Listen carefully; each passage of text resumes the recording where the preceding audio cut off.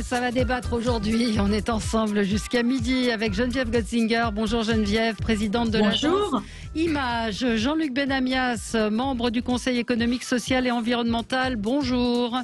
Arnaud Benedetti, professeur à la Sorbonne, spécialiste en communication politique. On est ravis de vous avoir ce matin parce qu'il y a du boulot. Vous pourriez faire un cours magistral pratiquement tous les jours en ce moment. Rédacteur en chef de la revue politique et parlementaire. Et votre dernier livre, Le progrès est-il dangereux, chez Humain Science. Et Alexandre Malafaye, bonjour, président du think tank Sinopia. Alors on attend. On attend, confinera pas 2 jours, une semaine, cette semaine, la semaine prochaine.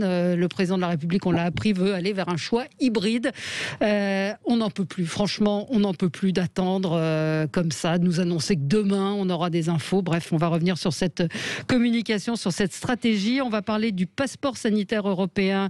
C'est Thierry Breton qui l'a évoqué. Et puis l'UNEF, après cette interview de sa présidente hier, qui fait des siennes. Est-ce qu'il faut dissoudre l'UNEF? Petit tour de table, alors très culturel ce matin, Arnaud Benedetti, c'est un livre, coup de cœur pour un livre? Oui, c'est un coup de cœur pour un livre et pour un auteur, Éric Anseau, que je crois les auditeurs de Sud Radio connaissent bien, qui est historien, qui est accessoirement un collègue à la Sorbonne, et qui vient de publier il y a maintenant quelques mois, et je viens de le découvrir et de le lire en l'occurrence, une histoire des élites françaises de la Révolution française jusqu'au grand confinement.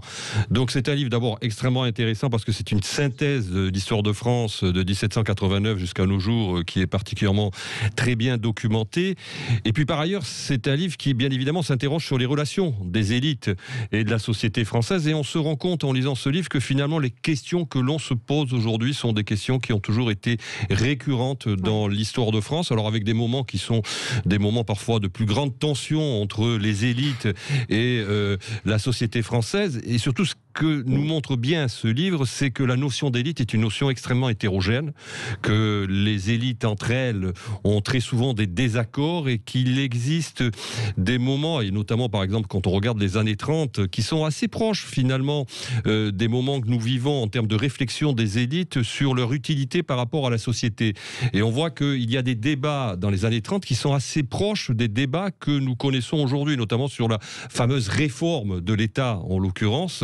Et je crois que c'est un livre, en tout cas, extrêmement bien fait, extrêmement bien construit, qui est à la fois un regard d'historien, mais aussi d'analyste. Et puis, ce qui est intéressant, c'est le parallèle entre, encore une fois, aujourd'hui et le passé. Et le passé, de voir que finalement, on ne fait Donc, je le recommande, c'est publié aux éditions Passé Composé, qui est une nouvelle collection, d'ailleurs, histoire. Les élites françaises de la Révolution jusqu'au grand confinement. Et Éric Anseau est un remarquable historien spécialiste absolument. De Napoléon III aussi. Oui, Geneviève, coup de cœur également pour un livre. Oui, c'est le recueil Portrait de France, qui est donc mis en ligne et mis à la disposition de tous les édiles de France par 2 femmes assez remarquables, Rachel Kahn et Nadia Hay, la ministre, à laquelle Emmanuel Macron avait demandé de trouver des noms de personnalités un peu différentes qui pourraient nourrir les édiles dans leur recherche de rue. Mais ce qui est intéressant dans la démarche, c'est qu'on est vraiment dans une démarche d'ouverture et pas de fermeture avec cet ouvrage. On est dans une démarche réellement universaliste. Il n'est pas question là de déboulonner des statues, de débaptiser des rues.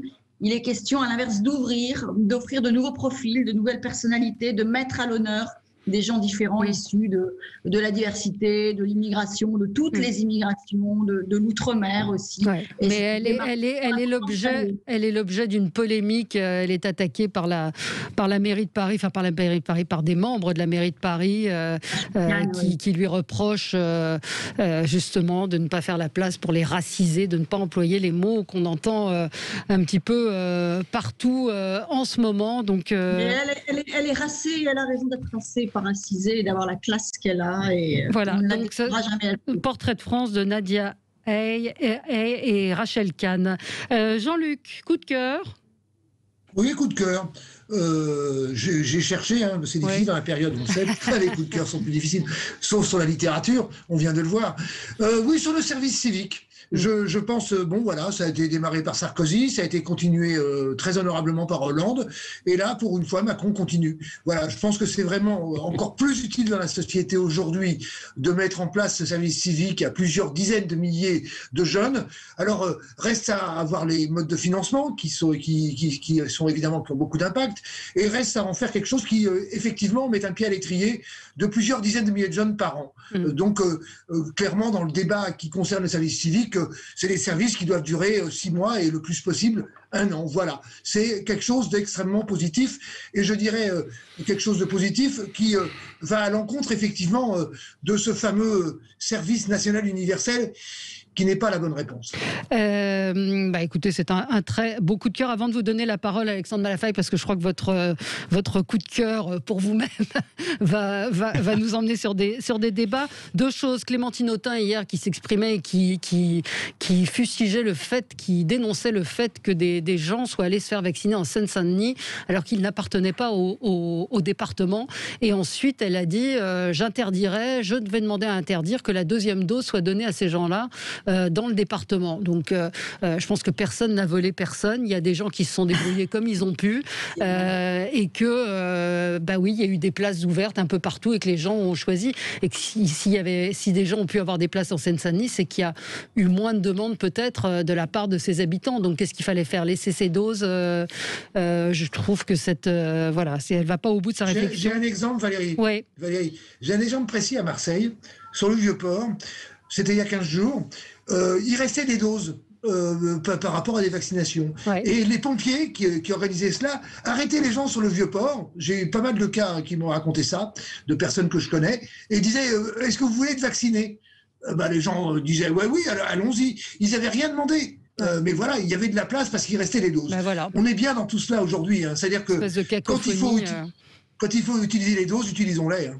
Absolument. Je voudrais juste répondre à un auditeur qui tous les jours m'interpelle. Alors, vous parlez plus de la vaccination. Maintenant, les Français, pourquoi le personnel soignant a refusé de se faire vacciner?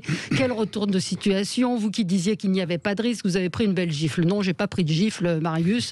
L'AstraZeneca reste un vaccin sûr. Il y a des effets secondaires, il y a des morts, comme dans tous les... Enfin, c'est pas un vaccin jeté à la poubelle. Si je pouvais me faire vacciner, je le ferai avec l'AstraZeneca, je le ferai faire à mes proches, et je pense que le taux de mort qu'il y a n'est pas significatif de la dangerosité du vaccin, et c'est ce que dit également l'OMS. Donc non, vous n'êtes pas d'accord, Alexandre Malafaye? Non, vous ne voulez pas vous prononcer, vous ne ferez pas vacciner, vous?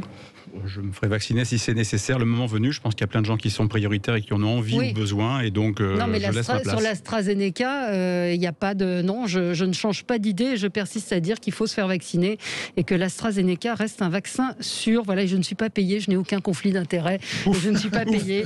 Voilà. Et puis je peux continuer sur un autre coup de gueule, je vais faire l'émission toute seule avec Georges Tron. Non, mais on n'a pas le temps, il reste 1 minute et Alexandre Malafaye a un très long développement. Mais vas-y Valérie, Georges Tron qui est en prison et qui est toujours maire de Draveil. Hier, Laurence Rossignol a interpellé le Premier ministre et c'est le garde des Sceaux qui lui a répondu en lui disant qu'il y avait toujours la présomption d'innocence parce qu'il avait fait pas appel puisqu'il a été condamné en appel, mais qu'il y avait cassation.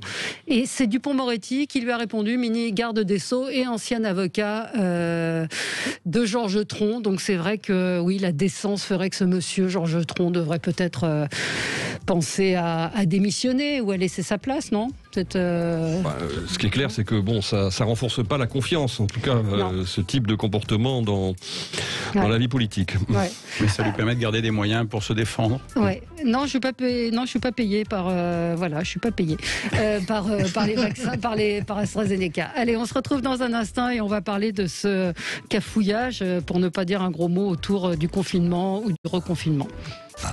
On est ensemble jusqu'à midi avec vous pour commenter l'actualité, avec aujourd'hui Geneviève Gotzinger, présidente de l'agence Image, Jean-Luc Benamias, membre du Conseil économique, social et environnemental, Arnaud Benedetti, professeur à la Sorbonne, spécialiste en communication politique, et Alexandre Malafaye, président du think tank Sinopia. Alors confinera pas, on va en parler, on va parler de la valse hésitation du président de la République et de son gouvernement. Vous avez vu que l'intervention a été reculée d'une heure, peut-être se dire qu'on va gagner un peu de temps. 1 heure de sursis. 1 heure de sursis. Faut-il un passeport sanitaire européen? Et puis si on a le temps, on parlera de l'UNEF. Alors, Alexandre Malafaye, vous avez publié sur le site d'Atlantico un article sur les Français, le syndrome de Stockholm.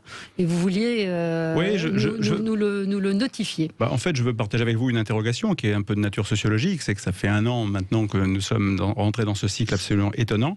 1 an qu'on nous prive de manière assez massive de liberté et que finalement on réagit assez peu. Donc je m'interroge, est-ce que les Français, et c'est une vraie question de fond, est-ce que les Français ne seraient pas tombés dans le cas du syndrome de Stockholm? Alors, le syndrome de Stockholm, pour le rappeler, c'est un syndrome où il y a une relation très étrange, duale, qui s'instaure entre le bourreau ou le détenteur, le geôlier, et celui qui est détenu, avec un mélange très très curieux de sentiments d'empathie et presque de confiance à l'égard de celui qui prive de liberté, et en même temps, finalement, beaucoup de défiance, beaucoup de méfiance à l'égard de ce qui pourrait ramener la liberté. Et c'est un petit peu ce qui nous arrive, et d'ailleurs, c'est un sentiment qui, quelque part, compte tenu qu'il est alimenté par la peur, par l'instinct de survie, par les mesures de culpabilisation, la façon de culpabiliser qui pèse sur les uns et sur les autres, fait que finalement l'esprit critique a tendance à disparaître. On ne se pose plus les vraies questions, on ne se pose plus les bonnes questions, tout passe, beaucoup de choses finissent par être acceptées, et ça pose d'autres questions. Parce que quand on ne se pose pas d'autres questions, et notamment celles qui sont essentielles, en effet il y a un sujet avec cette maladie, en effet il y a un problème grave à traiter, mais depuis 1 an, on est à peu près à répéter, on verra ce soir, mais les mêmes procédures, les mêmes procédés. On fait quoi? Et on fait quoi si le virus revient à l'automne? Est-ce qu'on peut durablement concilier un modèle où vous avez des privations de liberté et des aides massives publiques qui viennent faire du palliatif? Est-ce qu'on peut vivre comme ça durablement? Est-ce qu'on peut s'interroger sur certaines mesures? On ne le fait d'ailleurs pas. Le port du masque en extérieur est une mesure quand même qui est très curieuse, dont aucune étude mondiale, ni même par l'OMS, ni même par qui que ce soit, n'a été démontrée comme étant utile, et pourtant les gens se résignent et le portent de manière quasi généralisée. Tout ça est étonnant, et donc ça pose des questions de fond sur l'état de la population et sa capacité finalement à être mobilisée ou démobilisée. Aujourd'hui, j'ai l'impression que les gens sont plus démobilisés que mobilisés, et donc je suis inquiet par rapport à ça, parce que vous voudriez qu'il fasse quoi?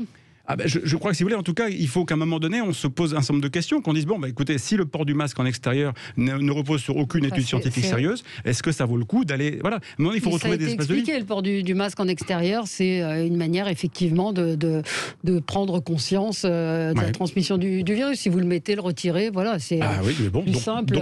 D'accord, c'est plus simple. Mais c'est anecdotique, le masque, par rapport à ce que vous dites sur le syndrome de Stockholm. C'est votre point de vue. Mon point de vue, c'est que je pense qu'en fait, l'esprit critique est disparu, que les gens subissent beaucoup plus qu'ils ne prennent leurs responsabilités. Mais ça veut dire quoi? Ça veut dire qu'à un moment donné, on a un pays qui est à plat, que la population... Mais ça veut dire quoi, prendre ses responsabilités? C'est faire la révolution? C'est refuser... Non, mais c'est qu'à un moment donné, mais je ne crois pas qu'on puisse vivre pendant des années comme ça. Si vous pensez que le modèle, effectivement, c'est on va nous mettre 3 mois... de 3 mois en 3 mois, entre 2 et 3 mois de privation de liberté, nous faire vivre pendant 6 mois en couvre-feu dans les grandes métropoles, et qu'on va continuer comme ça indéfiniment. Il n'y a pas que la France. Je suis d'accord, mais est-ce que c'est une raison? Mais voilà, typiquement l'argument, le bourreau a raison de nous confiner. Pardon, non, je suis pas sûr que ce modèle-là soit pérenne et durable. On ne peut pas vivre comme ça. Les conséquences, personne ne s'interroge sur les conséquences. Elles sont majeures, les conséquences. Mais on en parle tous les jours. Et on en parle tous les jours, et il ne se passe rien. Les étudiants, les entrepreneurs, les gens qui bossent, voilà, on sait tous qu'il y a une énorme vague de gens qui vont perdre leur job, d'entreprises qui vont se casser la gueule dans 6 mois, dans 1 an, dans 2 ans, et on verra, on comptera entre guillemets les morts à ce moment-là. Aujourd'hui, on compte les morts du Covid, et puis, mais voilà, vous écoutez Axel Kahn qui vous dit, oui, mais attendez, et les gens qui ne sont pas bien soignés du cancer, et tout le reste. Alors, on a une focalisation, on ne parle que de ça matin, midi et soir, alors on ne parle que de ça. Parce qu'il y a 300 morts par jour, 300 morts, 400 morts combien ils meurent par jour de gens du cancer, Valérie? D'une même pathologie. Mais d'accord. Alors, je sais pas, on va tout faire. Qu'est-ce que vous en pensez? Mais combien des gens mouraient de la grippe avant aussi? Syndrome...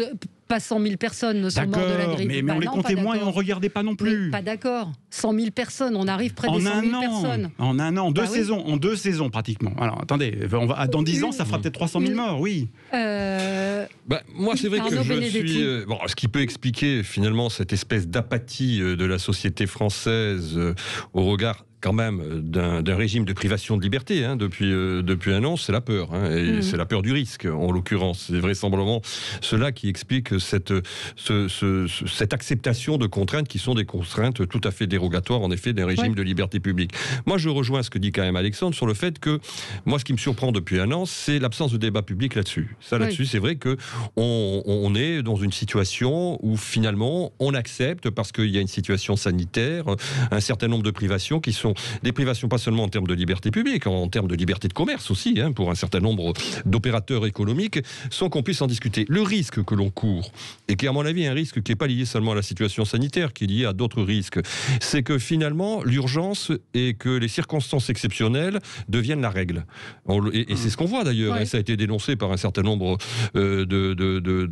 d'intellectuels ou de juristes, c'est que l'état d'urgence devienne la norme. Donc il faut quand même qu'il y ait une situation exceptionnelle, nul n'en doute en l'occurrence, mais il faut peut-être aussi que du point de vue, en tout cas des autorités publiques, on insiste largement sur ce caractère très exceptionnel et que l'on laisse quand même, disons, un message, qu'on transmette un message pour nous dire qu'il faudra quand même à un moment donné revenir à l'état antérieur qui était l'état antérieur de la société, c'est-à-dire d'un fonctionnement normal des libertés publiques et des libertés individuelles.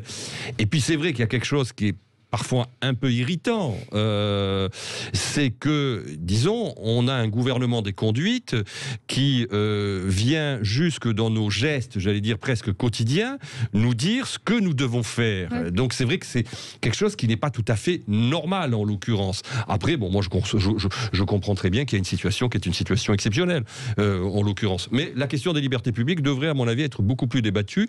Et moi je retiens quand même ce qu'a dit François Baroin il y a de cela quelques jours dans Le Parisien, où il a dit quand même que il faudrait que la représentation nationale sur l'état d'urgence soit régulièrement consultée, au moins tous les 15 jours, pour savoir où on va et où nous en sommes. Aujourd'hui, quand même, la représentation nationale est très absente de ce débat-là, ce qui pose un problème dans une démocratie libérale. Oui. Jean-Luc Benamias ?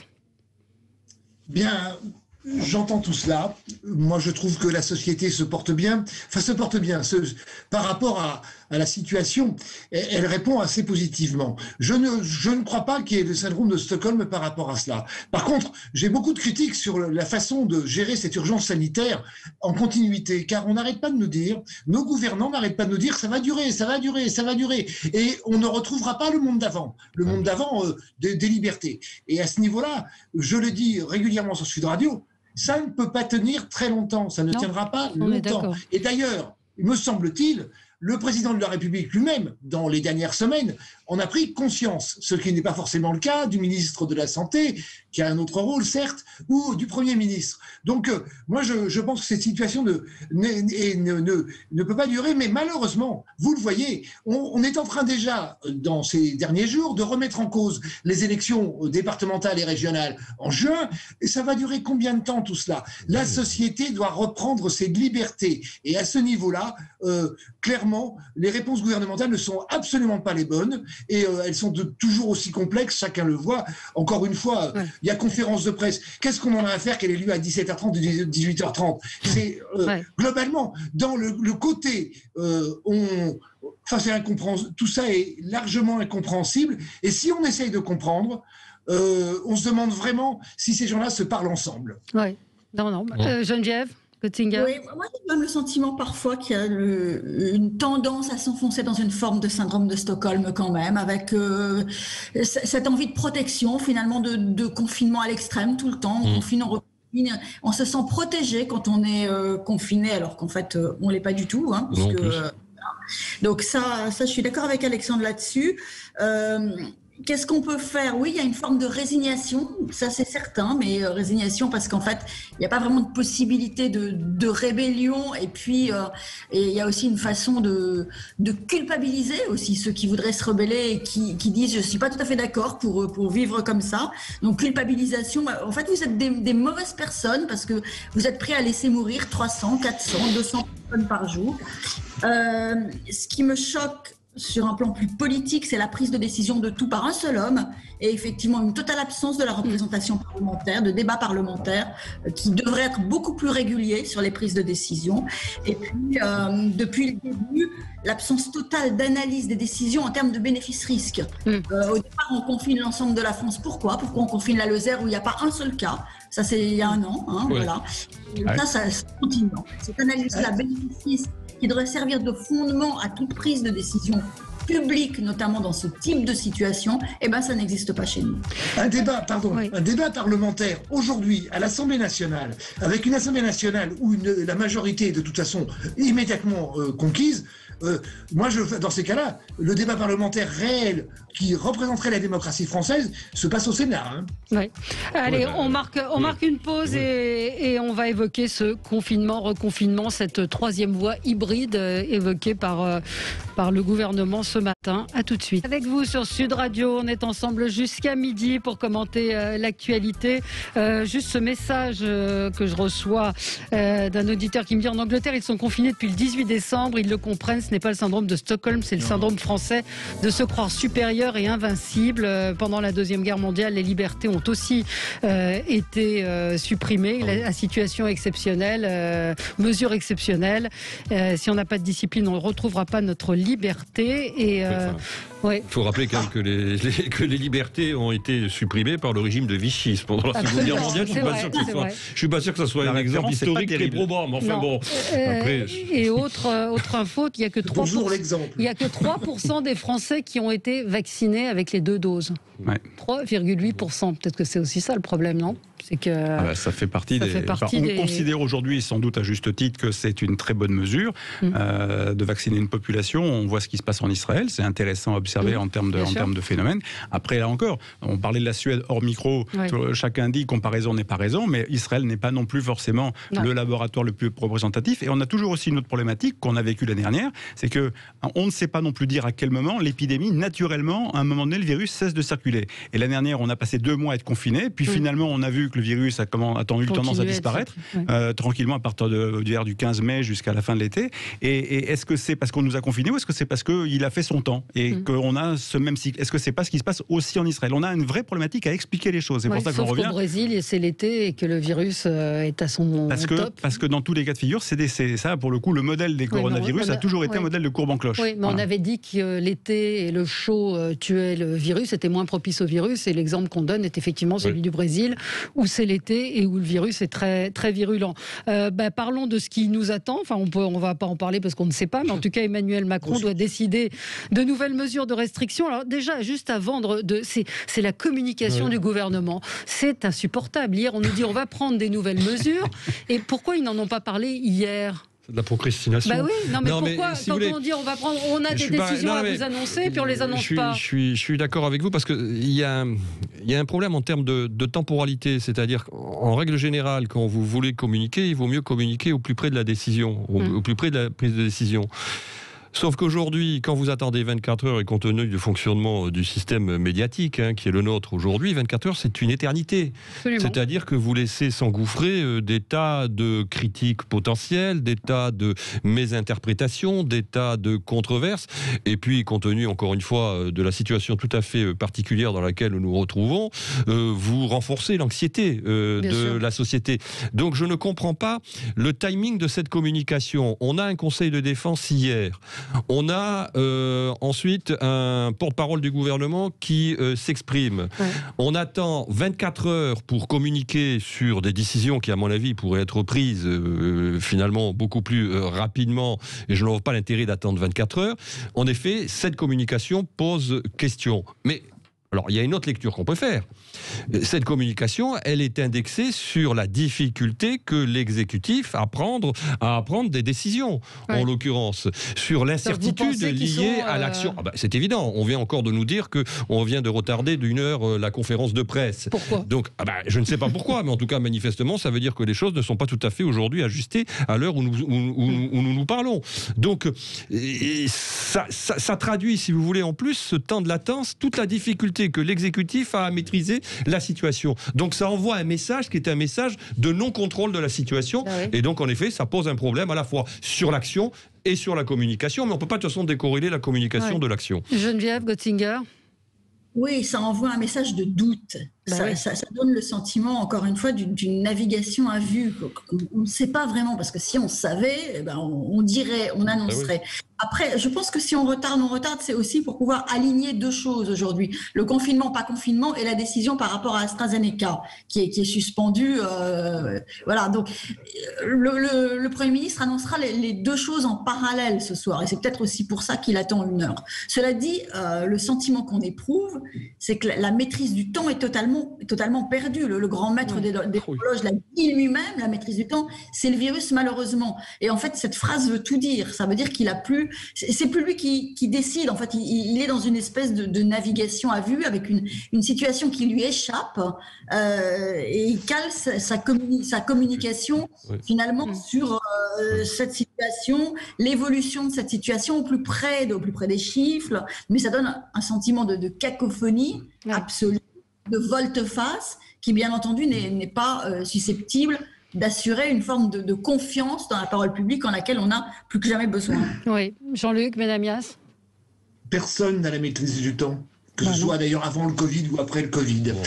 Là, vraiment, je l'ai déjà dit, mais ça dépasse l'entendement au niveau du cafouillage. Parce que, globalement, si on attend quelque temps, là, on sait déjà, par le porte-parole du gouvernement, vous savez, ce jeune étudiant qui nous parle régulièrement, on sait déjà que les Hauts-de-France et l'Île-de-France seront confinés le week-end. Ça a l'air assez clair.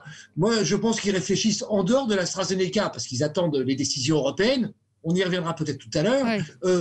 Je pense que faut-il rajouter d'autres régions ou pas rajouter d'autres régions? Puisque si on prend les taux, les fameux taux à 400, il y a plein de régions qui sont autour des 400, tout autant que les Hauts-de-France et l'Île-de-France. Donc tout ça, et sérieusement, encore une fois, la crédibilité, jour après jour, mois après mois, tombe régulièrement. C'est-à-dire que moi, j'écouterai pas la conférence de presse en entier, je vais écouter, comme d'habitude, 35 secondes. Quand tout d'un coup, après le quart d'heure d'autosatisfaction, parce qu'on est les meilleurs d'Europe, on aura quelques décisions. Voilà. Et au bout de 30 secondes, j'arrêterai parce que ça servira à rien.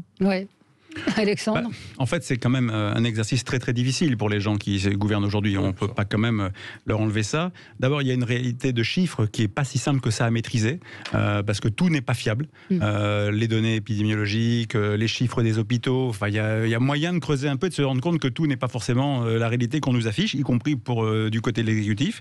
Ensuite, il y a les projections qui sont compliquées à établir, parce que c'est bien de prendre une décision maintenant, mais est-ce qu'il ne faut pas la prendre de manière très ferme maintenant, compte tenu des tendances qu'on a entendues pendant un certain temps? Le professeur Delfrécy à l'automne dernier qui disait attendez, nous on a une vision à un mois, donc voilà pourquoi il faut agir maintenant. Qu'on n'entend plus, qu'on n'entend plus, mais ça, à la limite c'est pas plus mal que les médecins soient un peu moins audibles en ce moment.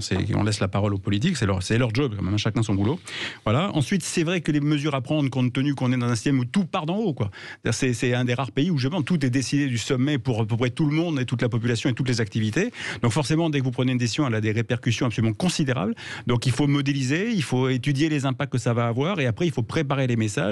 Donc tout ça prend nécessairement du temps. Alors c'est théâtralisé par leur faute, parce que clairement c'est eux qui se mettent en scène en disant on va vous annoncer des trucs, on fait un conseil de défense, et donc ils en font trop. Ils devraient jouer ça à bas bruit et puis à un moment donné faire des annonces et les expliquer de manière à faire en sorte que les choses soient en tout cas vécues de manière moins anxiogène jusqu'au moment où elles sont annoncées. Voilà. Et après, évidemment, il y a aussi un point, c'est que quand ils décident dans le conseil de défense, et après ils sont comme un tout petit peu tenus de prévenir un certain nombre d'autorités ou de prévoir avec les patrons de région, avec les autorités des grandes métropoles, etc. Voilà ce qui va se passer pour pas que les gens découvrent en séance ce qui va être annoncé. Donc tout ça prend du temps, mais c'est vrai que la gestion de ce temps-là, du point de vue de la façon de l'exécutif, est catastrophique. La communication est terrible. Oui. On a vu ces dernières semaines régulièrement que cette fausse négociation avec les présidents de région, avec les maires, régulièrement. Regardez ce que disait le maire de Dunkerque il y a quelques jours. À chaque fois, c'est de la fausse discussion. C'est de la fausse négociation. C'est toujours l'État au centre central qui prend les décisions. Donc, globalement, ça aussi, ça enlève de la crédibilité.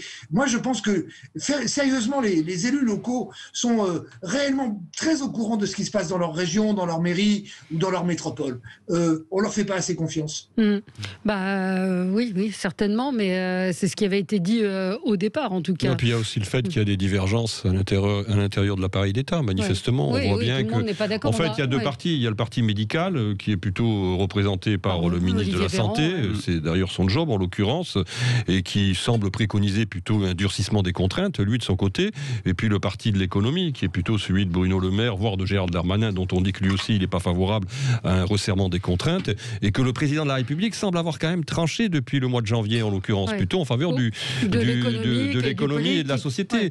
D'ailleurs ça montre que le curseur a un peu bougé par rapport au début de l'épidémie, c'était le tout sanitaire, maintenant maintenant, c'est plus tout à fait le tout sanitaire. C'est ce qu'on a pu lire hier dans la presse suite à ce Conseil de défense, qui avait effectivement ce camp du ministre de la Santé face à Bruno Le Maire qui a dit c'est impossible de reconfiner. Donc on ne sait pas quel modèle. Non, puis avec des sujets quand même qui n'ont pas été traités manifestement depuis un an. Parce que moi j'ai été très frappé ce week-end de voir ces images de patients qui sont transférés d'Île-de-France vers des régions où la pression hospitalière est moindre.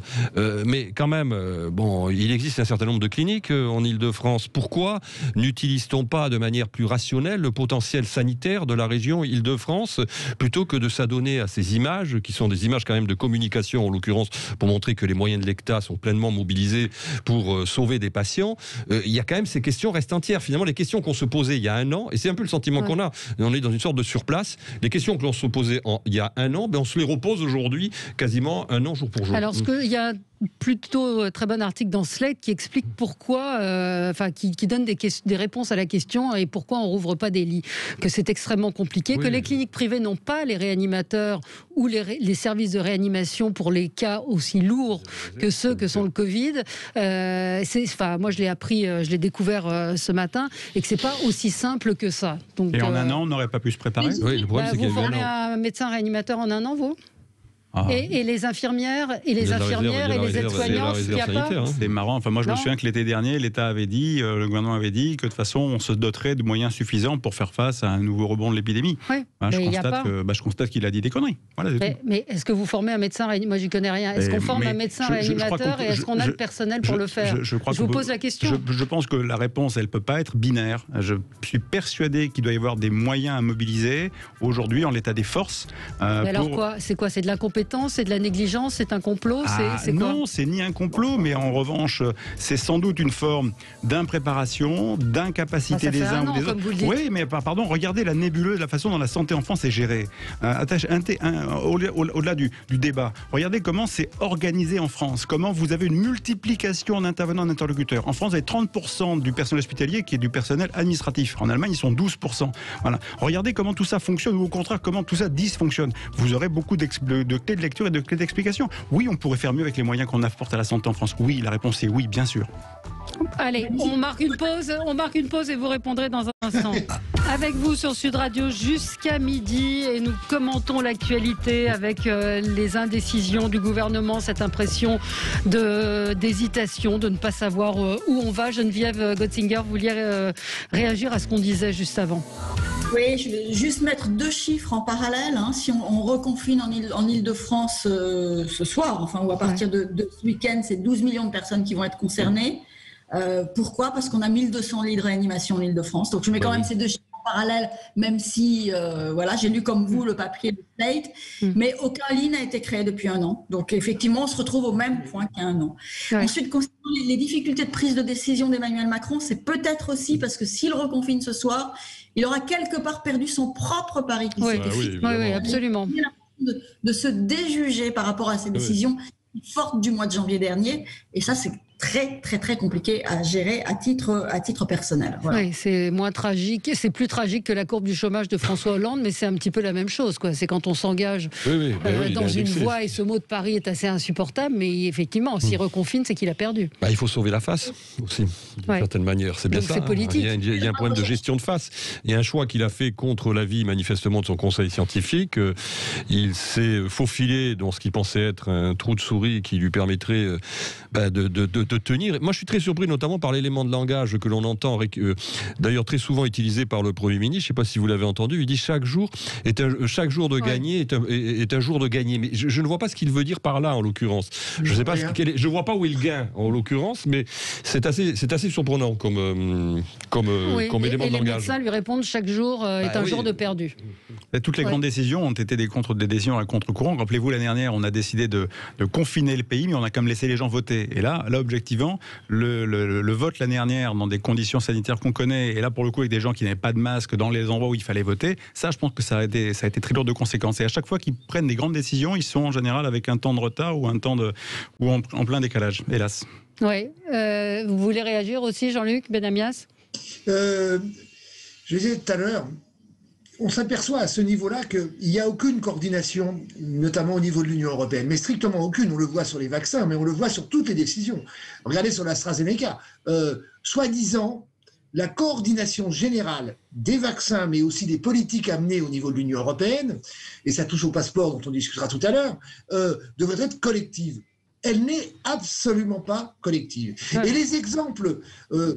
moi, je regarde régulièrement ce qu'on appelle confinement dans chaque pays. Eh bien, dans chaque pays, c'est totalement différent. Les mesures prises sont totalement différentes. Alors, on met ça sous le chapeau confinement, mais pas souvent, ça n'a strictement rien à voir. Alors, ça dépend aussi des moyens des différents pays. L'Italie et l'Espagne ont rouvert des restaurants parce qu'à un moment donné, ils avaient moins de moyens à mettre pour mettre les allocations nécessaires pour sauver la restauration et sauver peut-être la culture aussi.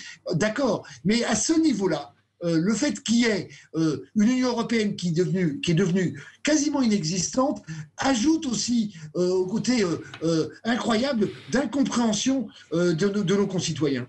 Oui. Non, absolument. Écoutez, à suivre. Vous avez évoqué le passeport européen. C'est la Commission européenne qui a dévoilé hier.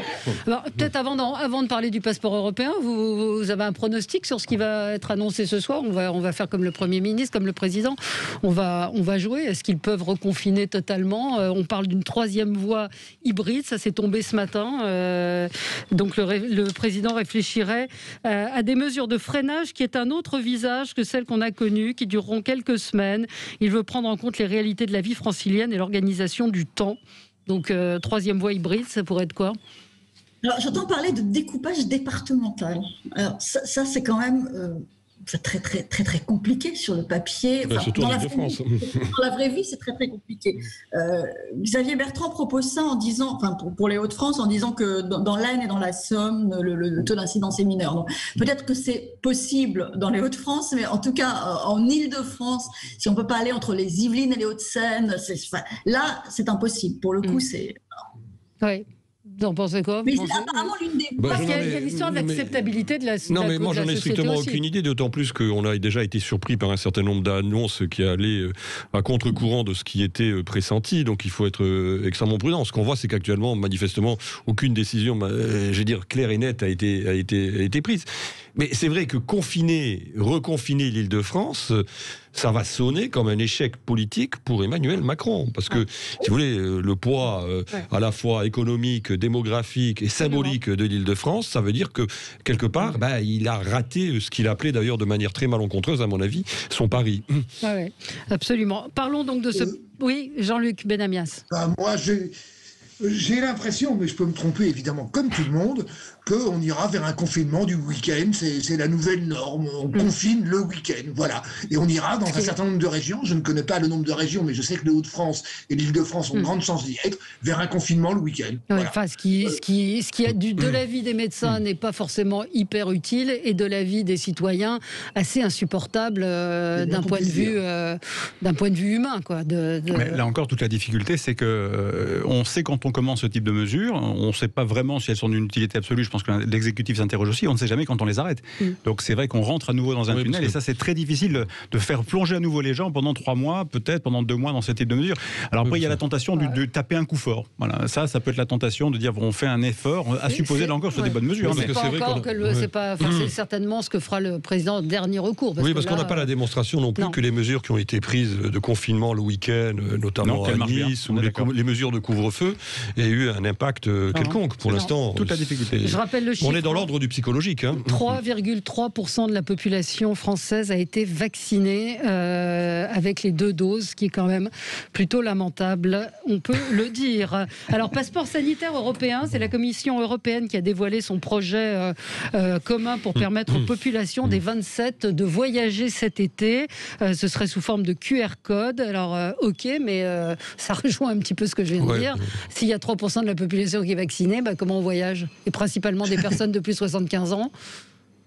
Ouais, là, ça vous laisse non, mais ce qui est terrible, c'est de se dire qu'on est rentré dans un monde où finalement la liberté devient une menace et donc il va falloir se parer de plein de systèmes pour arriver à se déplacer. Ça, c'est compliqué à intégrer de manière durable, de manière opérationnelle. Après, un tel dispositif, très sincèrement, pour éviter les ruptures d'égalité, avec l'ampleur, c'est qu'il faut que ce soit extrêmement massif et qui va être très coûteux à déployer, à mettre en œuvre, y compris pour chacun d'entre nous, parce que si on n'est pas vacciné, parce qu'on n'a pas pu l'être et qu'il faut se faire tester toutes les semaines, si on part en vacances, si imaginons... Vous ne pourrez pas. Ah non, mais vous pourrez pas partir si vous n'êtes pas vacciné. Donc moi, je suis très, très, très mitigé sur la possibilité, en tout cas très sceptique sur la possibilité de déployer un tel dispositif à l'échelle de l'été. Maintenant, il y a un certain nombre de pays qui ont décidé, typiquement l'Espagne, qu'ils n'accepteraient pas sur leur sol des gens qui n'ont pas été vaccinés, qui aient un pass européen ou pas de pass européen. Et donc là, ces pays-là, ils feront ce qu'ils veulent chez eux. Et à la limite, grand bien leur face. Moi, j'ai pas de jugement à porter. Mais je suis assez sceptique sur la capacité à déployer et puis sur l'utilité.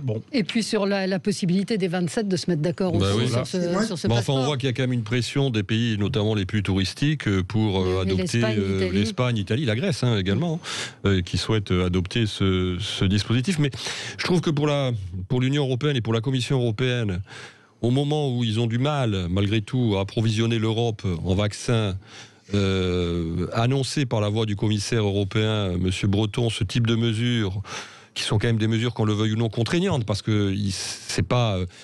En la matière, c'est quand même, c'est pas, je vais dire, avoir un passeport vaccinal qui vous autorise à aller sur un territoire parce que vous avez un vaccin qui vous permet de vous immuniser contre tel ou tel type de virus.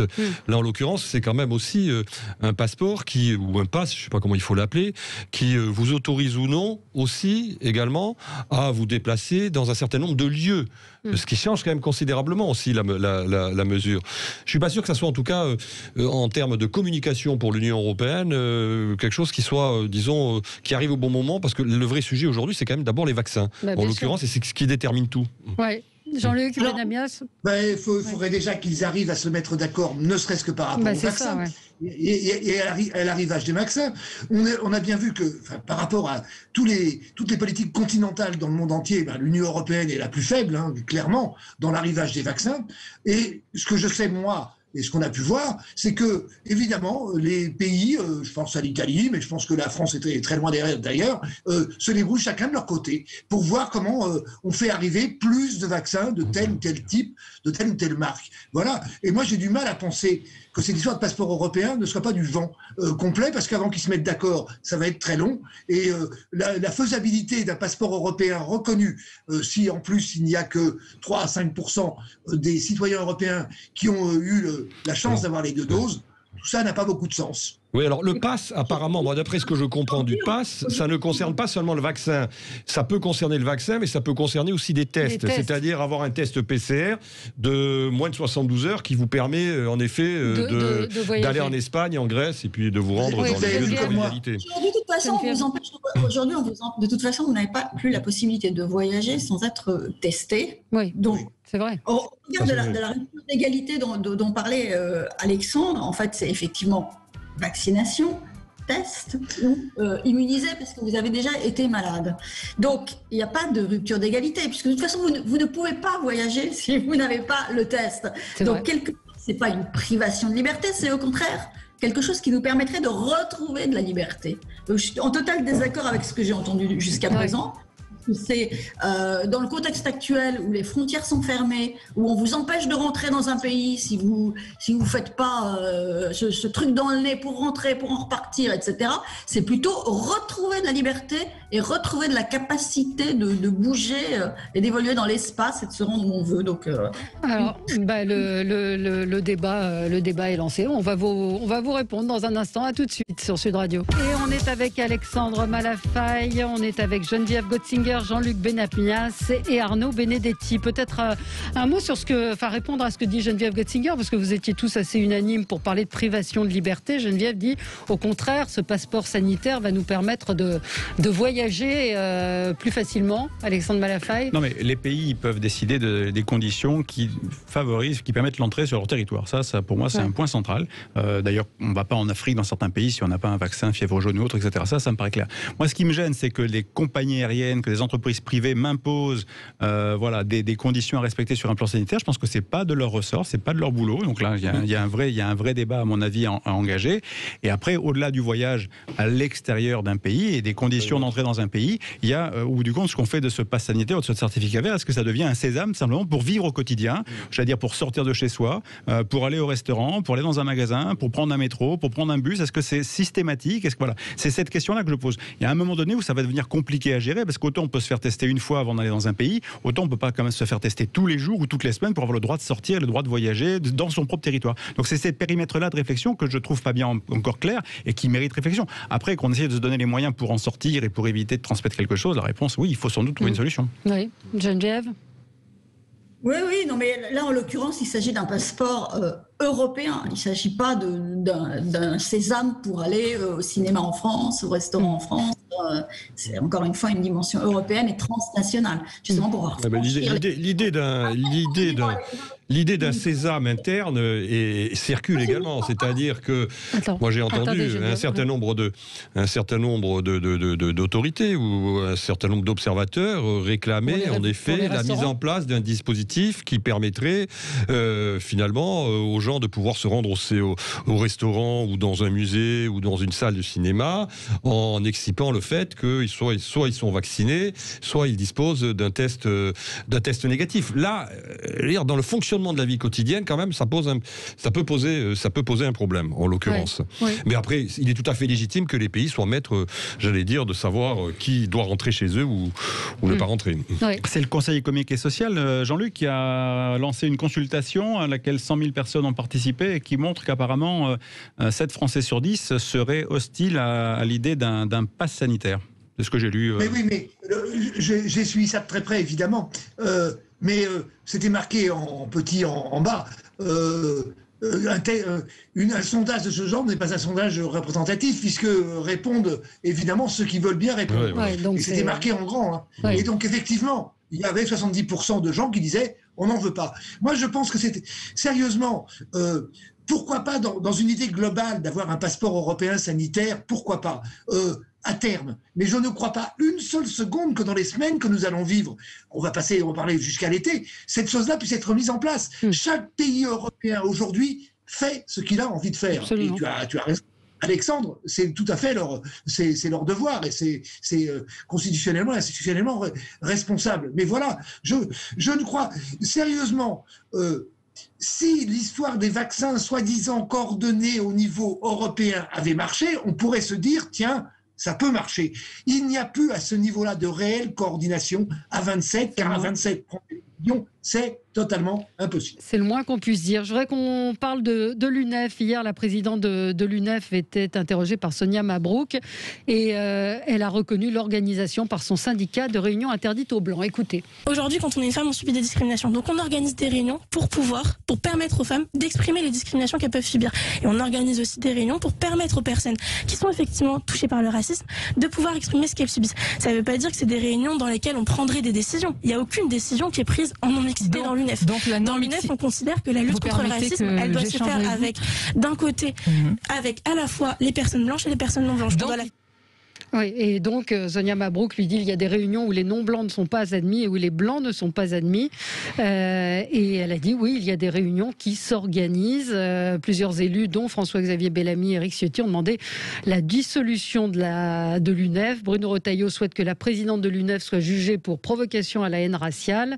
Voilà, donc c'est évidemment, ça se déchaîne, mais beaucoup de mérite à Sonia Mabrouk hier dans cette interview qui n'était pas facile à mener. Oui, l'UNEF qui aujourd'hui paraît assez peu démocratique quand même. Clairement, de toute façon, elle a revendiqué de manière très explicite une politique de discrimination dans l'organisation d'un certain nombre de réunions au sein de ce syndicat. Bon, c'est absolument scandaleux et ça a été rappelé par un certain nombre de commentateurs et d'observateurs politiques. Alors après, la question de la dissolution, moi, je trouve que fondamentalement, je dirais, ne se pose pas en l'occurrence, même si il s'agit encore une fois de propos et de pratiques qu'il faut dénoncer dans le débat débat public, de la même manière que j'étais pas favorable à la dissolution de Génération Identitaire, parce que je trouve qu'il n'y avait pas véritablement de motif très sérieux sur le plan juridique pour là aussi en arriver à ce type de dissolution.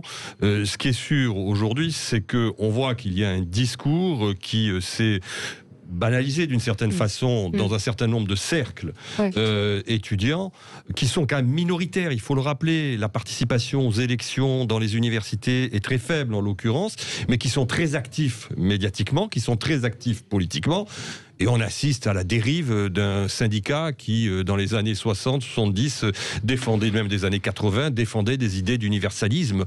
Voilà surtout le constat qu'il faut en tirer, et c'est en effet déplorable. Et la question que j'ai envie de vous poser, c'est est-ce qu'on est plus tolérant avec l'extrême gauche qu'avec l'extrême droite? Beaucoup font la comparaison avec Génération Identitaire. Je ne sais pas qui veut répondre, Alexandre Malafaye. Ce qui est sûr, c'est que c'est un territoire sur lequel les organisations d'extrême gauche, ce territoire de revendication, sont très à l'aise.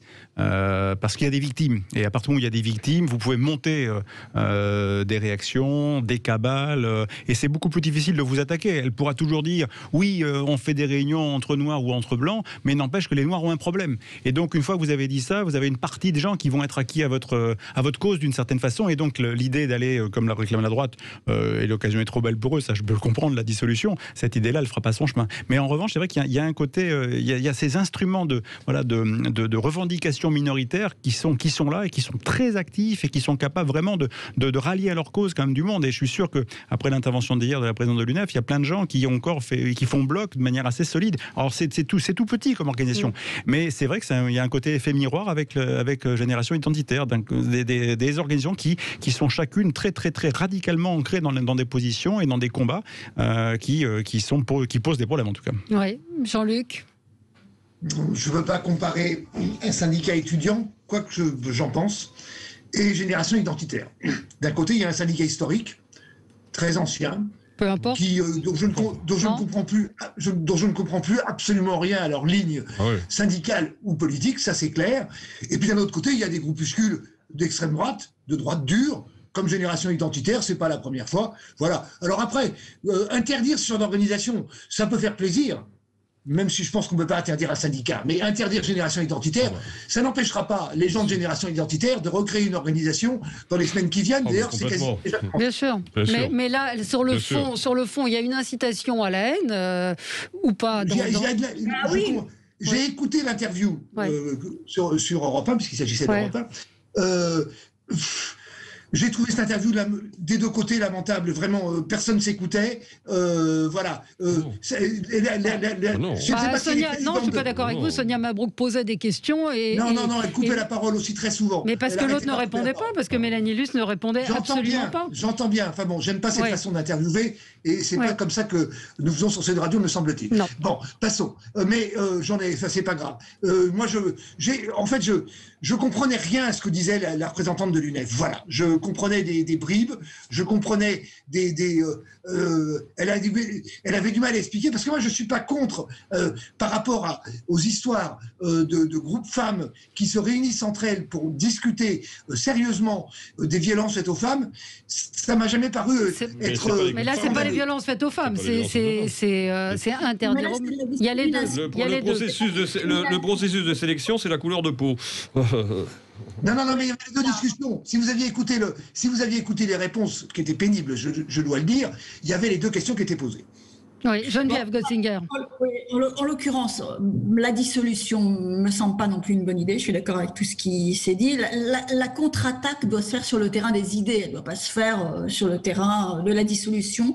D'ailleurs, l'UNEF est en train de s'autodissoudre elle-même. C'est plus le premier syndicat étudiant de France quand même. Donc ça, c'est important. Et ça relativise l'impact de ce type de discours dans l'université, même s'il est très conquérant dans les médias. En revanche, s'il y a des pratiques qui sont contraires à la loi, simplement, si on estime qu'en l'occurrence, c'est de l'appel à la discrimination raciale, par exemple, pourquoi ne pas porter plainte et aller sur le terrain judiciaire? Et ça, il appartient au ministre des Universités de le faire. Oui. Mais il y a peu de réactions, d'une manière générale, à ce type de propos. Ah bah si, vous avez eu des réactions quand même, tout le débat sur l'islamo-gauchisme qui, quand même, aujourd'hui est apparu dans l'espace public, parfois d'ailleurs de manière un peu caricaturale, je veux dire, et montre quand même qu'il y a aujourd'hui une réaction. La preuve, la ministre de l'Enseignement supérieur et de la Recherche a voulu diligenter une enquête et une évaluation pour évaluer la recherche dans un certain nombre de secteurs en sciences sociales. Ça veut dire quand même qu'aujourd'hui, l'enjeu, si vous voulez, il y a quand même une différence par rapport à il y a 10 ans. Cet enjeu, il ne date pas d'aujourd'hui. Ça fait quand même un certain nombre d'années qu'on voit progresser ce type d'idées dans un certain nombre de cercles universitaires. Il y a 10 ans, on n'en parlait pas. Aujourd'hui, c'est quand même sur la place publique. Donc, il y a quand même une réaction, quelque part, qui est en train de se construire, de résistance par rapport à ce type de discours. C'est marrant, les auditeurs qui comprennent rien. Un auditeur qui me dit Valérie soutient Génération Identitaire. Je pose une question en disant certains font le parallèle avec Génération Identitaire. Faut arrêter avec vos obsessions. Cela dit, c'est bien parce que certains m'accusent d'être d'extrême gauche, d'autres d'extrême droite, d'autres voilà. Donc mais je n'ai pas soutenu Génération Identitaire. J'ai posé une question. Donc on peut poser des questions. Alors Iena me dit les propos de la présidente de l'UNEF étaient clairs et limpides. C'est un syndicat qui est dans la dérive racialiste, indigéniste, décoloniale et islamo-gauchiste. Mais elle n'était pas très claire parce qu'elle ne répondait pas aux questions. Elle évitait à chaque fois. Et on rappelle quand même que l'UNEF avait partagé, avant de se rétracter, les photos affichant le nom des professeurs accusés d'islamophobie. Non, mais elle avait du mal à reconnaître tout simplement que ce type de réunions sont organisées dans le cadre de ce syndicat. C'est tout. Voilà. Donc elle était gênée. Vous avez des mouvements de fond aujourd'hui qui sont très problématiques à gérer pour les pays et en particulier pour le vieux monde. Tout ce qui touche autour du post-colonialisme, tout ce qui nous vient des États-Unis autour de la cancel culture, parce qu'à chaque fois derrière tout ça, vous avez des gens qui se sentent victimes ou qui sont victimes. Enfin, il y a un mélange des deux et qui, au nom d'une volonté d'avoir le droit à une espèce d'égalité totale et parfaite, vont demander qu'on repense complètement la façon de penser, la façon d'écrire, la façon de faire des dessins animés. Regardez, à un moment donné, on a été exhumé Pépé le Putois pour dire non, on peut plus mettre Pépé le Putois en scène dans un dessin animé parce que c'est voilà. Donc à un moment donné, à partir où vous vous sentez victime de quelque chose, ça vous donne des droits et une capacité d'influence et de revendication qui est phénoménale. Et ça, c'est très difficile à combattre parce qu'on est sur le territoire de l'émotionnel et pas du tout sur le territoire de la raison. Absolument. Jean-Luc Benamias soutient l'UNEF. Non, il n'a pas dit qu'il soutenait l'UNEF. Il n'a pas exactement dit ça. J'essaye par rapport à tout cela, par rapport à un syndicat qui est quand même représentatif, même si Geneviève a raison, c'est la FAGE, F-A-G-E, qui est maintenant en tête au niveau universitaire. Ça n'est plus l'UNEF. Historiquement, c'était l'UNEF. Voilà. Moi, je soutiens personne dans cette affaire. J'essaie de faire la part des choses. Et je pense qu'il y a un débat à avoir sur les situations post-coloniales, ce qui n'a rien à voir avec le néocolonialisme, ce qui n'a rien à voir avec l'islamophobie, et ainsi de suite. Car tous ces débats-là, on les connaît, notamment sur les relations entre la France et l'Algérie, dernièrement avec le rapport qui a été rendu. Et voilà, on voit bien qu'il y a de vrais débats, il faut les poser convenablement, sans extrémisme profond, et malheureusement, dans la société dans laquelle on vit, il n'y a plus beaucoup de nuances. Merci à tous les quatre.